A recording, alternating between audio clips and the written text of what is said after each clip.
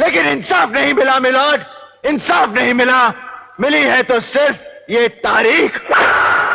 अब नहीं मिलेगी आपको तारीख पे तारीख, क्योंकि आज के इस वीडियो में मैं आपको बताऊंगा वो 60 ट्रिक जिससे आपका केस हो जाएगा चुटकियों में खत्म। वीडियो को अंत तक देखिए, क्योंकि क्या पता कौन सी ट्रिक आपके कब काम आ जाए। शुरू करते हैं आज का ये वीडियो।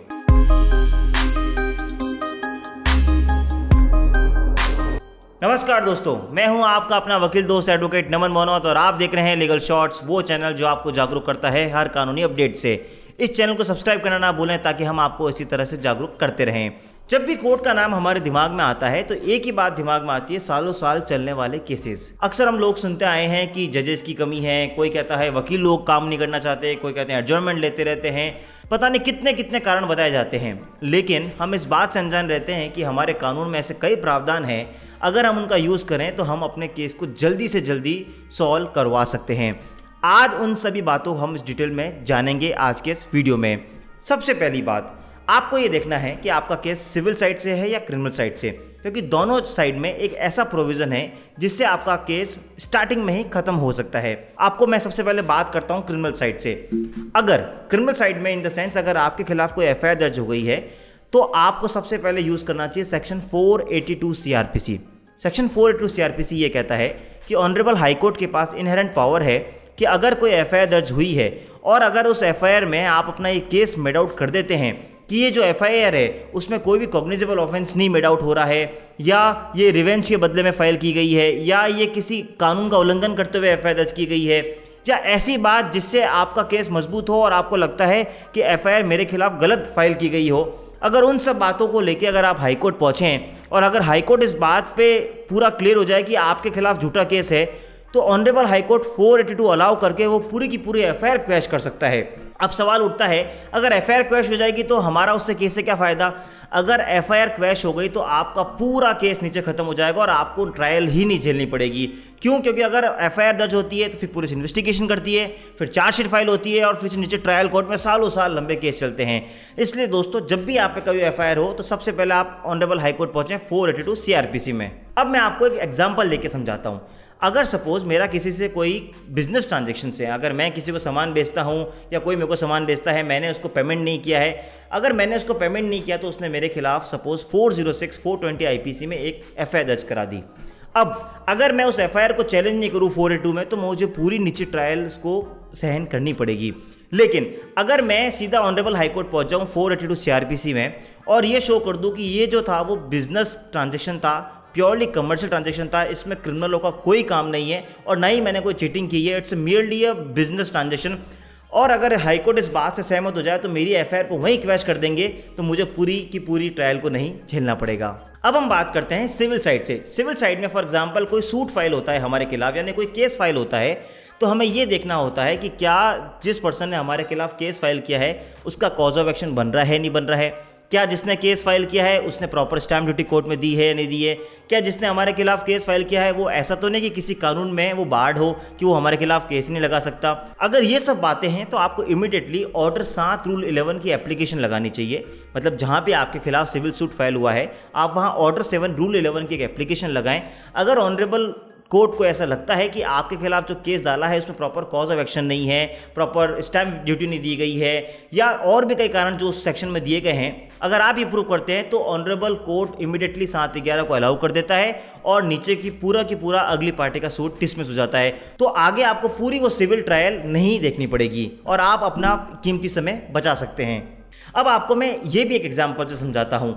फॉर एग्जांपल, अगर कोई कंज्यूमर डिस्प्यूट है और किसी ने मेरे खिलाफ एक सिविल सूट डाल दिया, अब मुझे पता है कंज्यूमर डिस्प्यूट जाना चाहिए कंज्यूमर फोरम में, और ऑर्डर 7 रूल 11 एक बात कहता है कि अगर कोई ऐसा लॉ है जो बाढ़ करता है सिविल कोर्ट्स को इंटरफेयर करने से, तो आप ऑर्डर 7 रूल 11 की एक एप्लीकेशन लगाएं और वो केस खत्म हो जाएगा।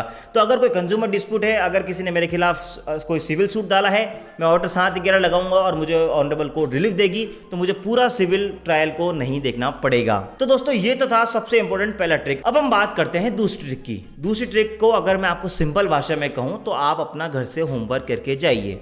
फॉर एग्जाम्पल, एक एफआईआर हुई है जिसमें 3-4 एक्यूज को उन्होंने पार्टी बनाया है। एक आरोपी की कोर्ट ने बेल ले ली है, तो जब दूसरा आरोपी बेल लगाने जाए तो उसको शुरुआत से आर्ग्यूमेंट करने की ज़रूरत नहीं है। उसको बस वो उस कोर्ट का ऑर्डर दिखाना है कि वो मेरे बराबर का जिस पे आरोप लगाया गया है उसको एक्यूज की बेल हो गई है तो मुझे भी बेल दे दें। तो वो जो लंबा ट्रायल का टाइम है, वो जो लंबा टाइम है कोर्ट प्रोसीडिंग्स का, वो आपका बच जाएगा। इसी तरह अगर आप सिविल मैटर्स में जाएं या सर्विस रिट में जाएं, तो फॉर एग्जांपल अगर आप एक रिट फाइल करते हैं कि मेरा जो ट्रांसफ़र हुआ है वो गलत है, अगर आपकी तरह किसी का पहले ट्रांसफ़र हुआ हो और उस पर ऑनरेबल हाई कोर्ट ने कोई ऐसा ऑर्डर किया हो, तो आप हमेशा अपनी पिटिशन के साथ एक उसको ऑर्डर को एज ए एनेक्सर लगाएं और कोर्ट में बताएं कि माय लॉर्ड, मेरे जैसे मैटर में आपने ये ऑलरेडी ऑर्डर कर चुके हैं, तो इस ऑनरेबल हाई कोर्ट का स्टैंड क्लियर है, तो मेरे लिए भी आप वो सेम रिलीफ ग्रांट कर दें। तो ऐसे मामलों में honourable high court immediately order करता है। ऐसा करने से आपका बहुत लंबा समय बच सकता है। तीसरी बात जो हमें ध्यान रखनी है कि जब भी हम किसी वकील को चुनें, हमेशा ट्राई करें कोई स्पेशलिस्ट वकील ही हो। दोस्तों, मैंने इस पर पहले भी वीडियो बनाया था और जहां मैंने आपको बताया था कि कैसे अच्छे वकील का चयन करें, उसमें मैंने इसी बात को डिटेल में डिस्कस किया था कि हमेशा स्पेशलिस्ट वकील के पास जाना चाहिए, क्योंकि जो वकील उस फील्ड में प्रैक्टिस कर रहा है वो ये जानता है कि उस जगह पे केस को जल्दी से जल्दी कैसे सॉल्व कराया जाए, ऐसा क्या ट्रिक यूज़ की जाए या ऐसा क्या जजमेंट यूज़ किया जाए जिससे आपका केस लंबा ना चले और वो केस जल्दी खत्म हो जाए। चौथी बात, देखिए दोस्तों, हर ट्रायल कोर्ट के ऊपर एक ऑनरेबल हाई कोर्ट होती है और इस देश में सारे हाई कोर्ट्स के ऊपर honourable supreme court of India होती है। जब भी हमारा केस सपोज ट्रायल कोर्ट में पेंडिंग है, चाहे वो सिविल साइड से हो, क्रिमिनल साइड से हो, आपको लग रहा है कि बहुत लंबे टाइम से सुनवाई नहीं हो रही है, तो आप ऑनरेबल हाई कोर्ट पहुंच सकते हैं रिट जुरिडिक्शन में और डायरेक्शन ले सकते हैं ट्रायल कोर्ट्स के लिए, यानी निचली कोर्ट्स के लिए, कि आप निचली कोर्ट्स को डायरेक्शन दें कि मेरा केस इतने इतने टाइम से पेंडिंग है, इसलिए उन्हें बाउंड करें कि 6 महीने में, 3 महीने में या 1 साल में जो भी टाइम पीरियड हो उसमें इस केस को डिसाइड करें। तो हमेशा हायर कोर्ट को आप अप्रोच कर सकते हैं और उनसे नीचे की ट्रायल कोर्ट्स के लिए डायरेक्शन ले सकते हैं। ऐसी जब डायरेक्शन हाई कोर्ट से आती है तो एक माइंडसेट होता है लर्नेड ट्रायल कोर्ट जजेस का कि ऑनरेबल हाई कोर्ट से ऑर्डर आया है तो उस केस में जल्दी सुनवाई करें। तो दोस्तों, आप पहले अपने केस को वॉच करें। अगर आपको लगता है कि वो जरूर से ज़्यादा लंबा खींच रहा है, इमीडिएटली सुपीरियर कोर्ट को अप्रोच करें, वहाँ पिटिशन लगाएं और वहाँ से टाइम बाउंड मैनर का एक ऑर्डर लें आपकी लर्नेड ट्रायल कोर्ट्स के लिए। Honourable supreme court of India ने 2018 में इसी तरह की बात पे एक लैंडमार्क जजमेंट दिया और एशियन रिसर्फेसिंग नाम के जजमेंट में ये कहा कि अगर किसी पर्सन को ऑनरेबल कोर्ट से स्टे मिल रखा है और नीचे ट्रायल हेल्डअप हो रखी है, तो वो स्टे 6 महीने से ज़्यादा नहीं चलेगा अगर ऑनरेबल कोर्ट उस स्टे को एक्सटेंड नहीं करे तो। यानी अगर आपके खिलाफ किसी पर्सन को स्टे मिल रखा है और आपके नीचे की ट्रायल नहीं हो रही है और अगर 6 महीने से ज़्यादा का समय हो गया है, तो आप अपनी कोर्ट में एशियन रिसर्फेसिंग की लाइट में एक एप्लीकेशन लगाएं और ऑनरेबल कोर्ट उस जजमेंट को फॉलो करते हुए उस स्टे को वैकेट करेगा ताकि आपकी ट्रायल वापस चल जाए और जैसे ही आपकी ट्रायल चलेगी आपका केस जल्दी खत्म हो जाएगा। पांचवी बात है सेटलमेंट की।